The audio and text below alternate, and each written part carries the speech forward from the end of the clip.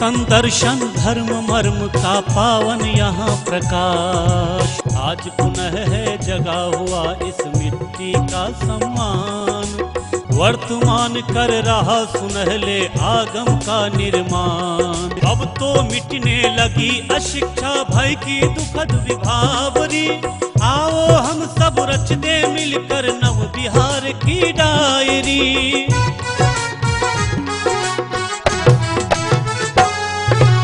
नमस्कार, Bihar video diary में आपका स्वागत है। सबसे पहले देखते हैं बढ़ता बिहार।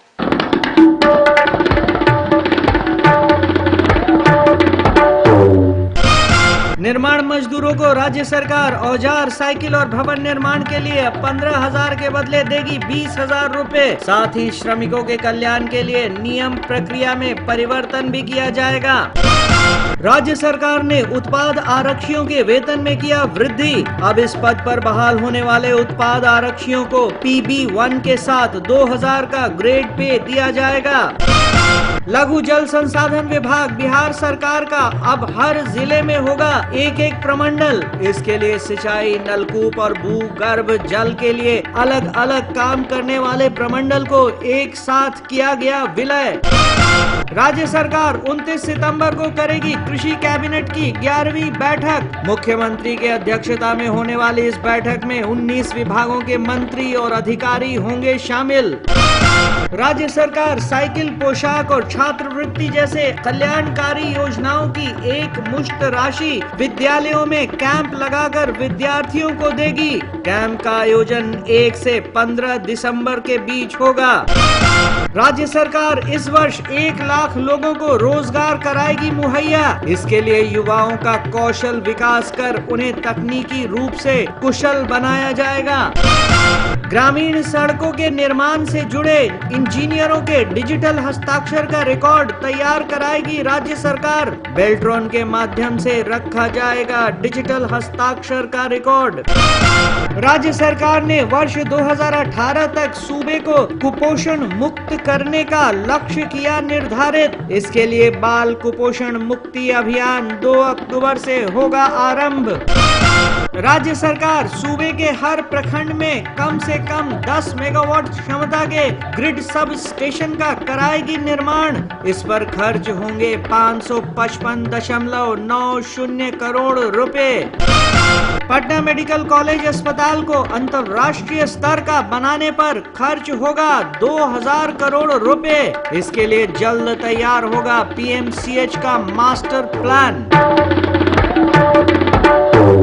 बिहार में विकास की गति निरंतर कैसे तेज होती जा रही है, आइए देखते हैं प्रगति बिहार में।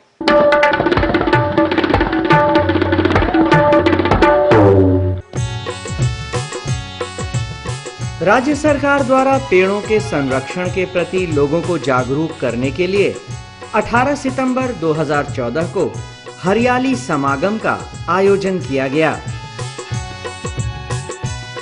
इसका उद्घाटन मुख्यमंत्री जीतन राम मांझी ने किया। इस मौके पर पर्यावरण एवं वन विभाग के मंत्री PK शाही सहित अन्य अधिकारी और पूरे राज्य से आए लोग मौजूद थे। पर्यावरण एवं वन विभाग द्वारा आयोजित हरियाली समागम में मुख्यमंत्री जीतन राम मांझी ने कहा कि बिहार के बंटवारे के वक्त सूबे में वन क्षेत्र मात्र 7% था, जो अब बढ़कर 13% हो गया है। इसे बढ़ाकर 20% तक करना है, जिसके लिए सूबे में त्योहारों की तरह वन रक्षा पर्व मनाने की जरूरत है। इस पृथ्वी को कायम रखना है, सृष्टि को कायम रखना है, तो हम लोगों को वन, पर्यावरण और हरियाली पर विशेष और विशेष ध्यान देना होगा।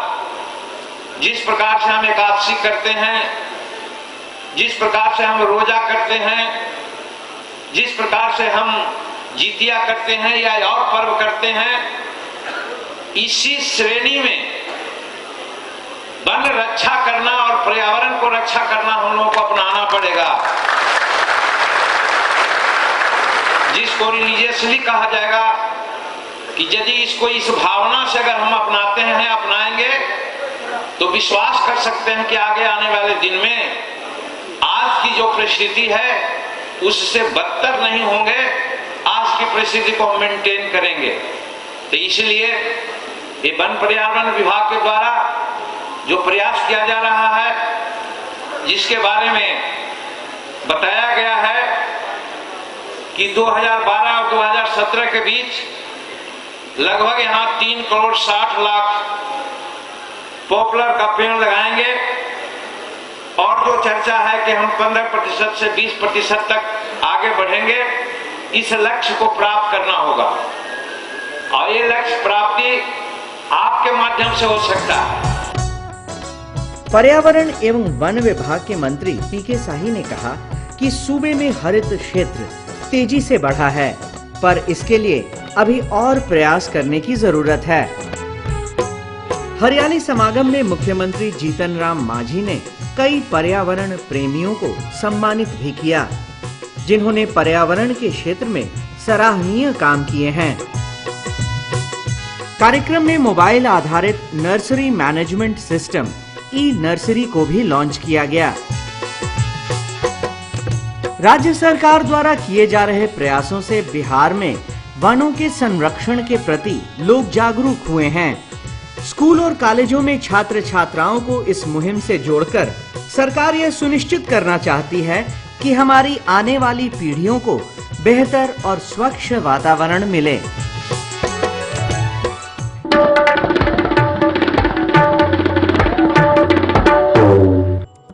अल्पसंख्यक समुदाय के बच्चे बच्चियों को कक्षा 1 से कक्षा 8 तक निशुल्क पाठ्य पुस्तकों की व्यवस्था।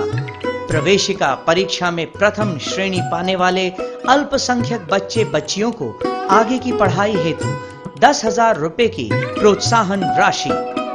अल्पसंख्यक समुदाय के बच्चों के शिक्षा हेतु प्रोत्साहन। सूचना एवं जनसंपर्क विभाग द्वारा जनहित में प्रसारण। मुख्यमंत्री श्रम शक्ति योजना। इस योजना के अंतर्गत राज्य के अल्पसंख्यक समुदाय के 18 से 45 वर्ष के बेरोजगार और श्रमिकों को उनके कार्य के संबंध में विशेष प्रशिक्षण दिया जाता है। प्रशिक्षण के बाद उन्हें स्वरोजगार हेतु 50,000 रुपए तक साधारण ब्याज पर ऋण उपलब्ध कराया जाता है। विशेष जानकारी के लिए अपने जिले में स्थापित अल्पसंख्यक कोषांग से संपर्क करें। मुख्यमंत्री श्रम शक्ति योजना सूचना एवं जनसंपर्क विभाग बिहार द्वारा जनहित में प्रसारित।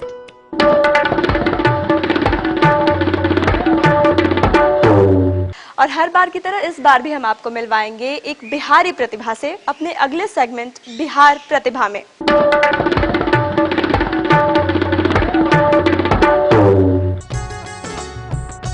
बिहार के कई प्रतिभावान खिलाड़ियों ने राष्ट्रीय और अंतर्राष्ट्रीय स्तर पर बेहतर प्रदर्शन कर अपने राज्य का नाम रोशन किया है।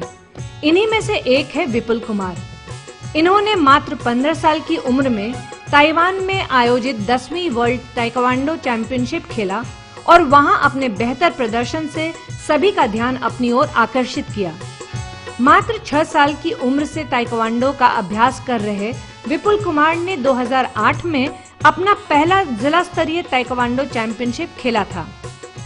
छोटे थे तो आते थे स्टेडियम घूमने पापा के साथ, तो पापा को देखते थे फुटबॉल, कभी कभी पापा खेलते थे तो हम पापा को दिखाते, पापा ही बोलते थे कि ये देखो ये ताइक्वांडो, इसमें खेलो। आगे तो हमें पता नहीं था कि ये ताइक्वांडो, कि हम सोचते थे कराटा सब बोलता है। जब हम छोटे थे 2003 में ज्वाइन किए थे ये ताइक्वांडो, तो उस टाइम हम देखते थे कि कराटा का, फिर हमें देखते हैं सबको कि ऐसे स्कूल में दोस्तों लोग बोलते हैं मारपीट ऐसे करते हैं, तो हम सोचे चलो ताइक्वांडो ही ज्वाइन कर ले। कराटा समझ के हम तो ज्वाइन किए थे कराटा समझ के, फिर हमें मालूम चला कि ये ताइक्वांडो है और इंटरेस्ट आ गया उसमें। खेलते खेलते बहुत मज़ा भी आने लगा और पढ़ाई से ज़्यादा उसी पे अट्रैक्शन हो गया और बहुत अच्छा खेलने लगे उसके बाद।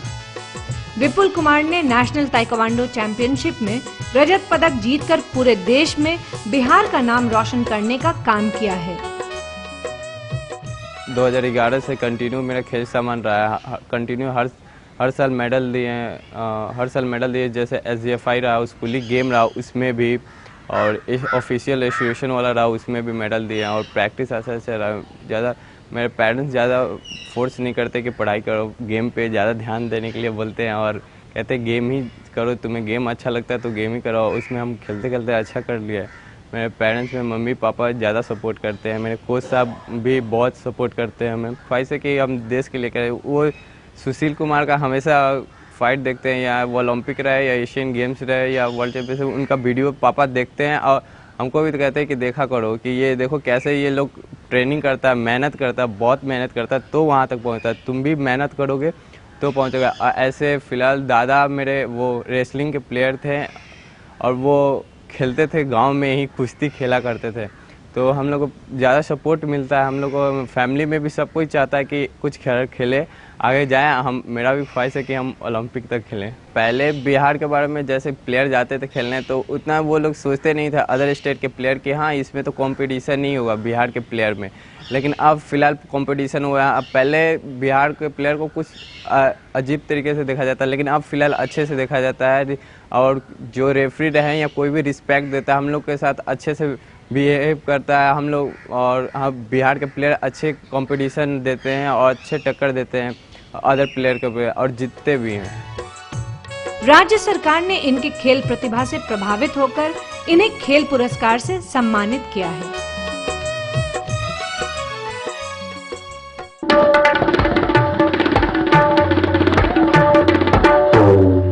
और आज के लिए बस इतना ही। अगले एपिसोड में फिर से होंगे आपके साथ, तब तक के लिए जय बिहार।